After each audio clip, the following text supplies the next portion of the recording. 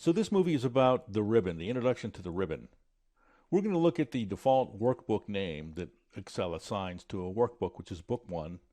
We'll be in Book 1 when we talk about the ribbon, which is made up of the following components. It has tabs, it's got commands and command groups, and there are screen tips to help guide you as to what the commands will do.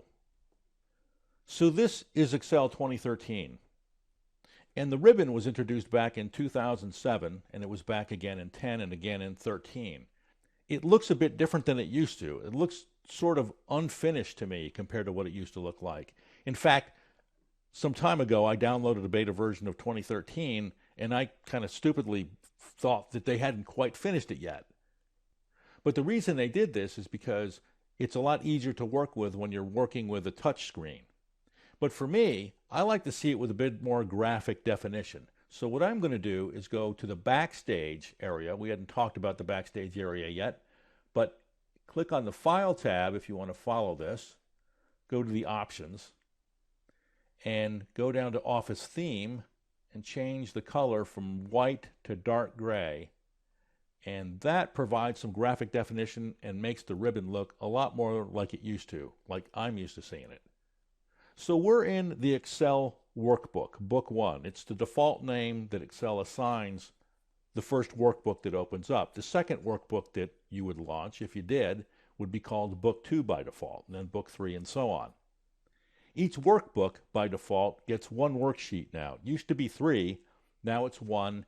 Doesn't really matter, you can change that number easily. In fact, you could open as many as 255 worksheets when you open up the workbook. I don't know why anybody would ever want to do that, but you could. So the ribbon has 9 tabs. The default tab is the Home tab. And these tabs are layered so that there's a lot of functionality that's contained within a small geographical area.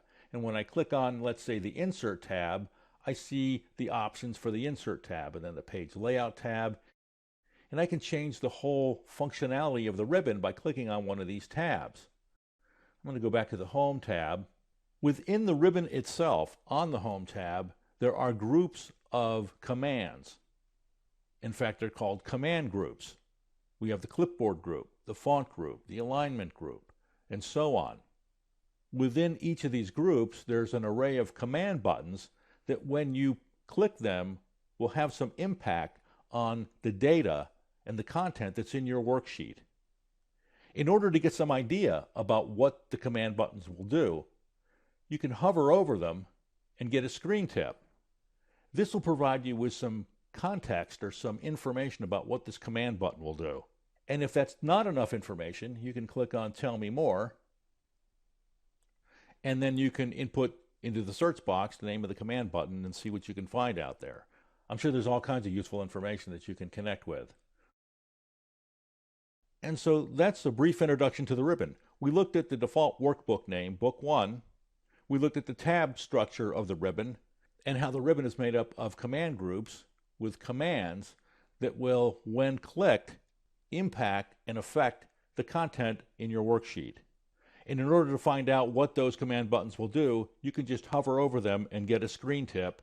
And furthermore, if that's not enough, you can get some online help.